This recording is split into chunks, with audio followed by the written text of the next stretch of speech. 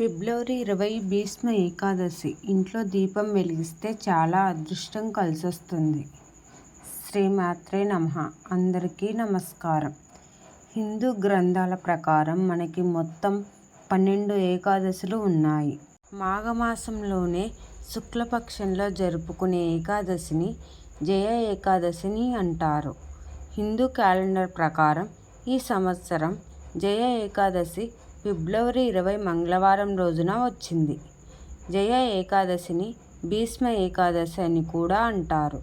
విష్ణుదేవుడికి ఏకాదశి అంటే చాలా ఇష్టం కాబట్టి ఏకాదశి రోజున ఎవరైతే నియమనిష్టలతో భక్తి శక్తులతో విష్ణుదేవుని పూజిస్తారో వారికి జీవితంలో ఏ కష్టాలు లేకుండా సుఖ సంతోషాలతో ఆయురారోగ్యాలతో జీవిస్తారు. ఈ ఏకాదశి రోజు విశ్వసృష్టికర్త అయిన విష్ణుదేవుణ్ణి ఆరాధిస్తారు. జయ ఏకాదశి రోజున ఉపవాసం ఉంటే శ్రీ మహావిష్ణువు అనుగ్రహం వల్ల కోటి జన్మల పుణ్యఫలం లభిస్తుంది. జయ ఏకాదశి రోజున ఉపవాసం ఎలా ఉండాలి, శుభ సమయం, పూజ విధానం ఏమిటో ఈ వీడియోలో తెలుసుకుందాం. పంచాంగం ప్రకారం జయ ఏకాదశి శుభ సమయం ఫిబ్రవరి 19న ఉదయం 8:49 గంటలకు ప్రారంభమై ఫిబ్రవరి 20వ తేదీన మంగళవారం ఉదయం 9:55 గంటలకు ముగుస్తుంది. ఉదయం తిథి ప్రకారం ప్రజలు ఫిబ్రవరి 20 మంగళవారం నాడు విష్ణువును పూజించవచ్చును. ఏకాదశి రోజున తెల్లవారుజామునే నిద్రలేచి తలస్నానం చేసి ఇంట్లో పూజ చేసుకోవాలి. ఈ ఏకాదశి రోజు ఇంట్లో పూజ చేసేటప్పుడు విష్ణు చాలీసా పఠించడం వల్ల మన కుటుంబం అంతా సుఖ సంతోషాలతో సిరి సంపదలతో జీవిస్తారు.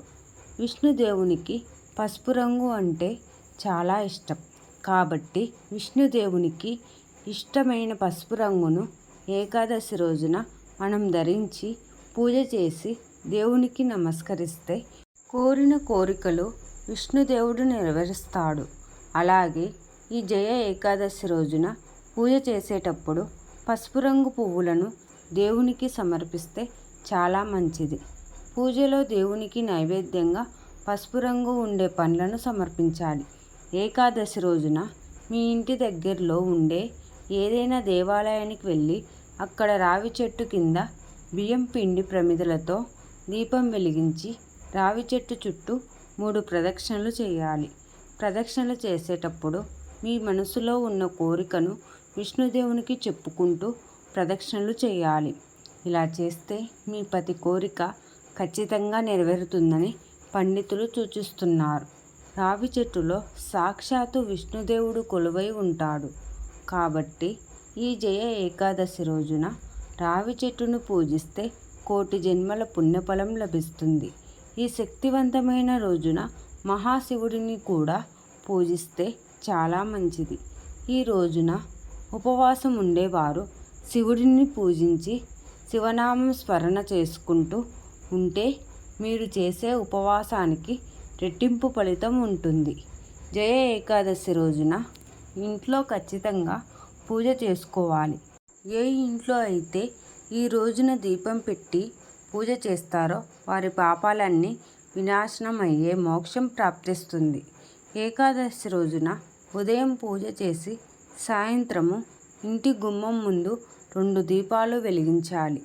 ఈ 2 దీపాలలో ఒక దీపం విష్ణుదేవునికి అంకితం చేయబడింది, మరో దీపం మహాలక్ష్మీదేవికి అంకితం. ఇలా ఏకాదశి రోజున సాయంత్రం సమయంలో ఎవరైతే ఇంటి ముందు దీపాలు వెలిగిస్తారో వారి ఇంట్లోకి లక్ష్మీదేవి అడుగు పెడుతుంది. ఏకాదశి రోజున ఇంట్లో ఉన్న తులసి మొక్క దగ్గర నెయ్యి దీపం వెలిగిస్తే ఇంకా మంచిది. తులసి మాతకి నెయ్యి దీపం వెలిగించి పసుపు కుంకుమలు అక్షింతలు తులసికి వేసి నమస్కారం చేసుకోవాలి. 5 ప్రదక్షిణలు చేయాలి. తులసి మొక్కలో లక్ష్మీదేవి కొలువై ఉంటుంది కాబట్టి సంపదకు దేవత అయిన లక్ష్మీదేవి స్థిర నివాసము ఉన్న తులసి మాతకి దీపం వెలిగిస్తే మనపై లక్ష్మీదేవి అనుగ్రహం కలిగి సిరి సంపదలు ప్రాప్తిస్తాయి. తులసి మొక్క లేనివారు ఈ రోజున ఇంటికి తులసి మొక్కను తెచ్చుకుంటే చాలా మంచిది. ఈ రోజున ఇంటికి తులసి మొక్కను తెచ్చుకోవడం వల్ల స్వయంగా లక్ష్మీదేవిని మీ ఇంటికి ఆహ్వానించినట్టు. అలాగే ఈ రోజున శ్రీ యంత్రాన్ని ఇంటికి తెచ్చుకొని పూజ గదిలో ఉంచితే చాలా మంచిది. ఈ రోజున ఓం నమో నారాయణాయ నమః అనే మంత్రాన్ని 108 సార్లు జపిస్తే విష్ణుదేవుని అనుగ్రహం వల్ల భోగభాగ్యాలు పొందవచ్చు.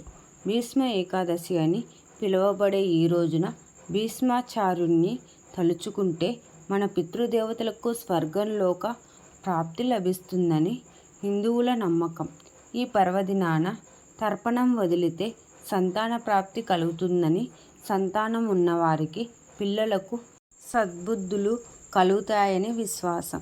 భీష్మ ఏకాదశి రోజున చేయకూడని పనులు ఏమిటంటే ఈ రోజున మాంసము, వెల్లుల్లి, ఉల్లిపాయ వంటి ఆహార పదార్థాలకు దూరంగా ఉండాలి. ఏకాదశి రోజున అన్నం తినకుండా ఉపవాస దీక్ష చేపట్టాలి. ద్వాదశి వరకు బ్రహ్మచర్యను సంయమనంతో పాటించాలి. ఏకాదశి రోజున ఇంటిని శుభ్రం చేసుకోకూడదు. పూర్వకాలంలో సుమేధ అనే బ్రాహ్మణుడు ఉండేవాడు. ఆయన భార్య పేరు పవిత్ర. వీళ్ళు పేదరిక సమస్యలతో ఎన్నో ఇబ్బందులను, కష్టాలు పడుతూ జీవనాన్ని సాగిస్తూ ఉన్నారు. వీరిద్దరికీ ఒక్కసారి తినడానికి ఆహారం కూడా ఉండదు. ఒకరోజు కౌండిన్య అనే మహర్షి వారి ఇంటికి వెళ్ళాడు. భార్యాభర్తలు ఇద్దరు కౌండిన్య మహర్షికి సేవలు చేస్తూ ఉంటారు. వారి పేదరికాన్ని చూసిన మహర్షి వారికి ఒక ఉపాయాన్ని చెప్తాడు. మాఘమాసంలో వచ్చే ఏకాదశి రోజున ఉపవాసం ఉంటే విష్ణువు సంతోషిస్తాడని కౌండిన్య మహర్షి చెప్తారు. అనంతరము మాఘమాసంలో వచ్చిన ఏకాదశి రోజున ఆ భార్యాభర్తలిద్దరూ ఉపవాస దీక్ష పఠిస్తారు. అప్పుడు ఈ ఏకాదశి ఉపవాస దీక్ష ప్రభావంతో తన దరిద్రం తొలగిపోయి సుఖవంతమైన జీవితం లభించింది. ఇంతటి శక్తి ఈ మాఘమాసంలో వచ్చే ఏకాదశి ఉంటుంది. కాబట్టి ప్రతి ఒక్కరూ వీలైనంత వరకు ఉపవాస దీక్షను చేయడానికి ప్రయత్నించండి. ఈ రోజున తెల్లవారుజామునే నిద్రలేచి సాయంత్రం వరకు నిద్రపోకూడదు. ఉపవాసం చేసిన వారు భగవంతుడి కీర్తనలు చేస్తూ రాత్రంతా జాగారం చేయాలి. జుట్టు కత్తిరించుకోకూడదు. ఎవరిని కించపరిచే విధంగా మాట్లాడకూడదు. విష్ణు సహస్రనామాలు, భగవద్గీతను పఠించడం మంచిది. పేదవారికి, ఆకలిగా ఉన్నవారికి ఈరోజు అన్నం పెట్టడం పుణ్యంగా పరిగణించబడుతుంది. కొత్తగా పెళ్ళైన దంపతులు ఈ పవిత్రమైన రోజున శ్రీ మహావిష్ణువును ఆరాధించడం వల్ల సుఖశాంతులు లభిస్తాయి. ఆర్థికపరమైన ఇబ్బందులు తొలగిపోయి పేదరికం నుంచి ఉపశమనం పొందుతారు.